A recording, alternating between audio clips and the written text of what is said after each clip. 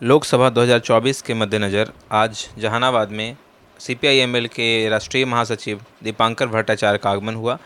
दीपांकर भट्टाचार्य ने एक press conference को संबोधित किया और संबोधित करते हुए उन्होंने मोदी सरकार को जमकर घेरा। उन्होंने मोदी सरकार को किसानों के विरुद्ध, इलेक्टोरल बॉन्ड में जो घोटाला हुआ उसके लिए, साथ ही युवाओं और बेरोजगारी बढ़ने के मुद्दे पर भी उनसे जमकर सवाल किए। उन्होंने प्रधानमंत्री मोदी के 400 पार के कथन को जुमला बताया और कहा कि पराजय हुई थी, इस बार आपका साथ मिल रहा है उनको, और यहाँ पे एक अलग से समीकरण बन रहा है, इसमें क्या संभावनाएं दिख रही है? इस बार का जो चुनाव है बिल्कुल एक सीधी लड़ाई है। बहुत दिनों के बाद हमें लगता है कि एक ऐसा चुनाव है जहां जनता अपने मुद्दों पर मुखर है। अपने मुद्दों पर कोई जो कोशिश होती थी मोदी लहर निर्माण करने की, वो सब कोशिश कामयाब नहीं हो रही है। और शायद ये हिंदुस्तान का पहला चुनाव है जब एक बड़े हिस्से में लोगों को ये लगने लगा है कि इस देश में वाकई लोकतंत्र और संविधान खत्म है। लोग इसको एक लोकतंत्र और संविधान को बचाने के चुनाव के रूप में देख रहे हैं। इसलिए इंडिया गठबंधन भी बहुत देर से हम लोगों ने गठबंधन बनाया, वो एक तरह से परिस्थिति की मांग, लोगों की मांग।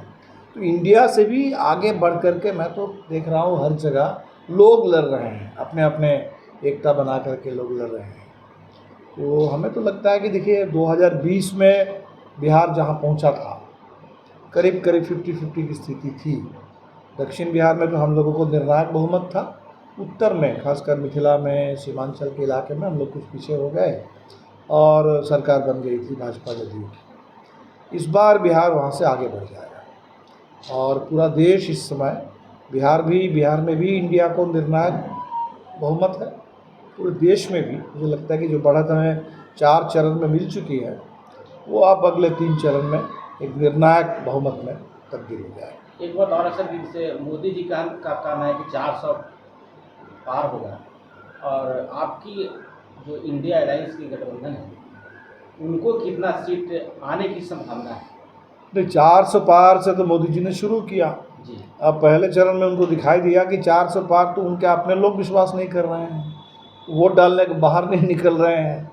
और जबकि 400 पार के पीछे जो छुपी हुई एजेंडा है, छुपा हिडन एजेंडा जो मंशा है, वो लोग समझ लिए कि भाई 400 पार के बहुमत से क्या करना चाहते हैं। बहुमत तो आपके पास था ही, ठीक ठाक बहुमत था, तो जाहिर सी बात है कि आप ऐसा छेड़छाड़ करना चाहते हैं संविधान के साथ, लोकतंत्र के साथ, जिसके लिए आपको प्रचंड बहुमत चाहिए। तो और ये बीजेपी के लोग खुद बोलने लगे, जगह जगह भाजपा के बहुत सारे उम्मीदवार, नेता, मंत्री बोलने लगे। तो हमें लगता है तब तो मोदी जी ने 400 पार कहना बंद कर दिया। अब वो जो कह रहे हैं करीब करीब कबूल तो कर लिए कि सरकार उनके बनने नहीं जा रही, इसलिए लोगों को डरा रहे हैं कि इंडिया की सरकार बनेगी तो आपके पास अगर 2 भैंस है, 1 भैंस चुरा के ले जाएगी। उत्तर प्रदेश में बोल रहे हैं कि राम मंदिर पर बुलडोज़र लोग चला देंगे। ये तरह तरह के अनाप शनाप बात करके लोगों को डराने की कोशिश कर रहे हैं ताकि इंडिया की सरकार ना बन सके। और दूसरा जो खतरा है वो है कि देश में चुनाव आयोग को चाहिए कि निष्पक्ष चुनाव हो, स्वतंत्र जन से चुनाव हो, लेकिन 4 चरण में वोटिंग के आंकड़ों को लेकर के जो अभी तक रवैया दिखा चुनाव आयोग का, वो भरोसा जगाने वाला नहीं है। सुप्रीम कोर्ट ने कहा भाई आपको क्या दिक्कत है, वोटिंग हो जाती है, 17 सी के पोलिंग एजेंट को फॉर्म मिल जाता है, तो 1 दिन 2 दिन के अंदर वो पूरा आंकड़ा जनता के सामने, देश के सामने रखने में आपको क्या दिक्कत है। तो 11 दिन बाद आंकड़े आ रहे हैं और शुरू के जो आंकड़े हैं, बाद के आंकड़ों में 6%, 8%, 10%, 24% तक बढ़ोतरी हो जा रही है। 1 करोड़ 7 लाख वोट अभी जो दिख रहा है कि 4 चरण में जो शुरुआती आंकड़े थे उससे 1 करोड़ वोट बढ़ गया। इससे लोगों के मन में आशंका पैदा हुई। तो हम कहेंगे कि चुनाव आयोग को ये काम करना चाहिए कि लोगों के मन में चुनाव को लेकर के कोई आशंका ना हो, भरोसा रहे, और जो अगले 3 चरण का चुनाव है लोग शांति से अपना वोट डाल सकें। और लोगों से अपील करेंगे कि आइए, मत प्रतिशत बढ़ाइए, ज़्यादा से ज़्यादा संख्या में आकर के वोट डालिए ताकि निर्णायक बहुमत इंडिया गठबंधन को मिल जाए। सर, देश एक तरफ चांद तक जा रहा है, लोग जश्न मना रहे हैं, दूसरी तरफ आज़ादी के इतने साल बाद भी आज भी आम आवाम जो तबका है वो शिक्षा, सड़क, कपड़े, इलेक्ट्रिसिटी, इन सब सुविधाओं से अभी भी वंचित है कई तबका। तो ये इन डिफरेंसेस ऑफ जो सुविधाएं हैं जो अब तक इतने साल के बाद भी जब हम इसकी लड़ाई लड़ रहे हैं, तो कहीं ना कहीं इसका श्रेय क्या एक निराशावाद की तरफ जाता है पॉलिटिक्स को लेकर के, या फिर पार्टिसिपेशन लोगों का कम था इसकी वजह से ऐसा हुआ?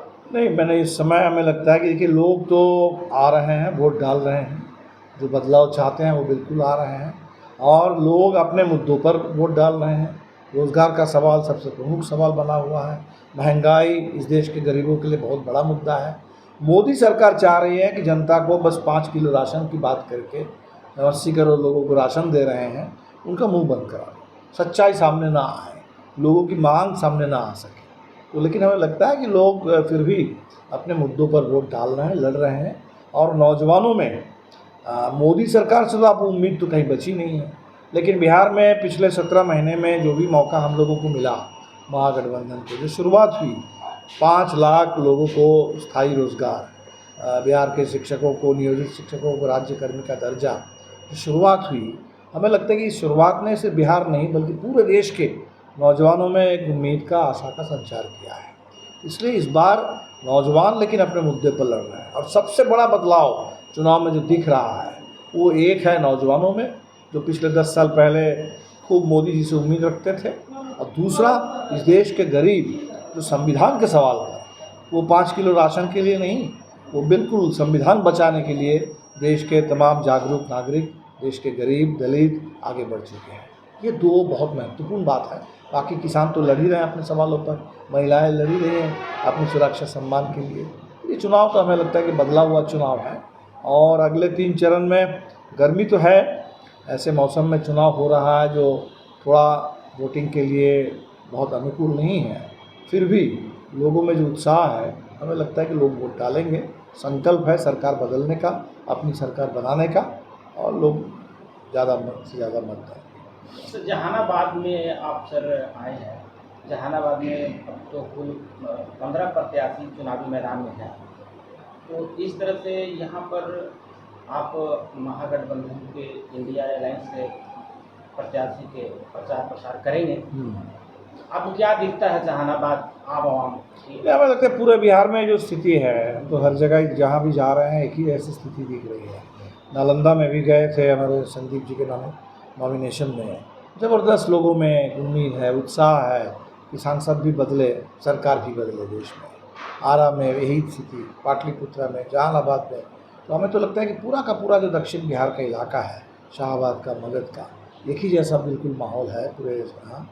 और यहाँ अच्छे वोट से आज हमने ही अपील की लोगों से कि बहुत जम के वोट दीजिए, ताकि किसी तरह के जो धांधली की आशंका लोगों के मन में है कि चुनाव में कुछ हेरा फेरी होगा, कहीं चंडीगढ़ मॉडल जो आया है वोट गिनती के मामले में, तो ऐसा कोई मॉडल ना चल जाए। सूरत मॉडल तो चल नहीं पाएगा, उम्मीदवार तो मैदान में है, इंदौर मॉडल भी चलने वाला नहीं है, लेकिन चंडीगढ़ मॉडल ना चले गिनती के समय। इसके लिए ठीक से लोग वोट दें और भारी मतों से विजयी बना करके भेजें।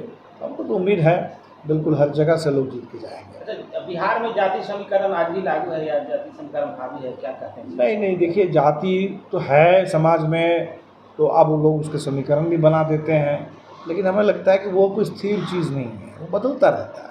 अभी आप देख लेंगे कि जनता दल यू सरकार है, नीतीश जी मुख्यमंत्री हैं, लेकिन भारतीय जनता पार्टी ने जो बर्ताव किया है नीतीश जी के साथ, अभी रोड शो में मोदी जी ने जिस तरह से नीतीश जी को अपने बगल में खड़ा करवा के उनके हाथ में वो कमल का झुंझुना थमा करके जो कर रहे हैं, तो पूरे बिहार के लोग दुखी हैं। पार्टी और जाति की बात नहीं है, पूरे बिहार के अंदर और देश के हर कोने में, दुनिया के हर कोने में जहाँ भी कोई बिहारी है वो दुखी है कि भाई क्या हो गया। एक बिहार के इतने बड़े नेता, इतने सालों से मुख्यमंत्री हैं, उनको भी आप पकड़ करके कब्जा करके आप दिखाना चाहते हैं कि हमने बंधक बना लिया है।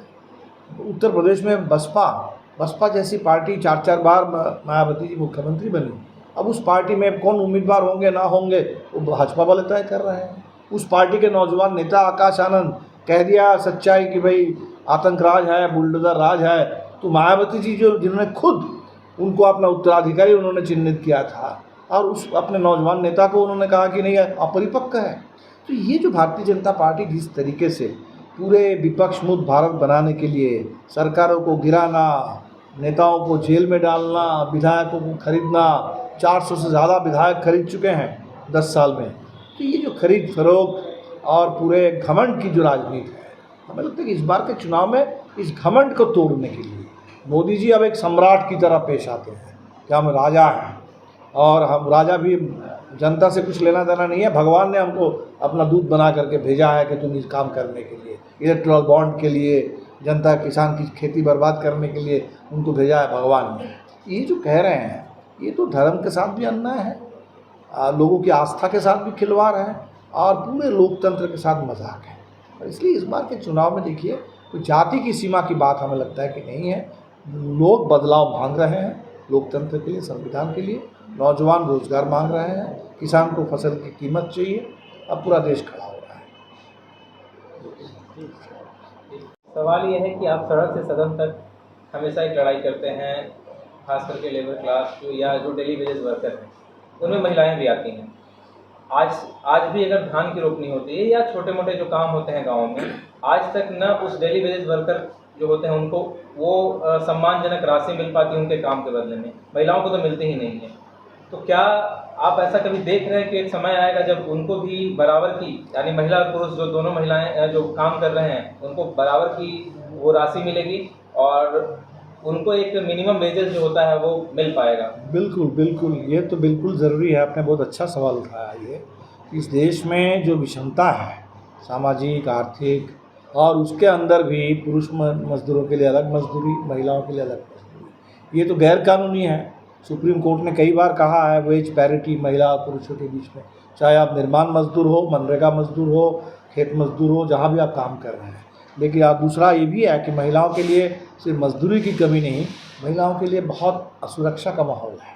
काम जहाँ करने के लिए जाती हैं वहाँ भी आपको बहुत शिकायत मिल जाएगी कि महिलाओं के साथ यौन शोषण से लेकर के तरह तरह से उनको परेशान किया जाता है। हमें लगता है कि ऐसा माहौल देश में जहाँ कोई भय ना हो, बराबरी हो महिला पुरुषों के बीच में, जाति धर्म का जो भेदभाव है ख़त्म हो जाए, निश्चित तौर पर एक सच में एक आज़ाद मुल्क का मतलब तो यही होना चाहिए। तो आज भी नहीं है, लेकिन ये सपना तो है और इसके लिए संघर्ष भी जारी है। और अगर आप उस सपना को ना छोड़े और संघर्ष जारी रखें तो निश्चित तौर पर ऐसा दिन ज़रूर आएगा कि जहाँ बराबरी का हक लोगों को मिलेगा।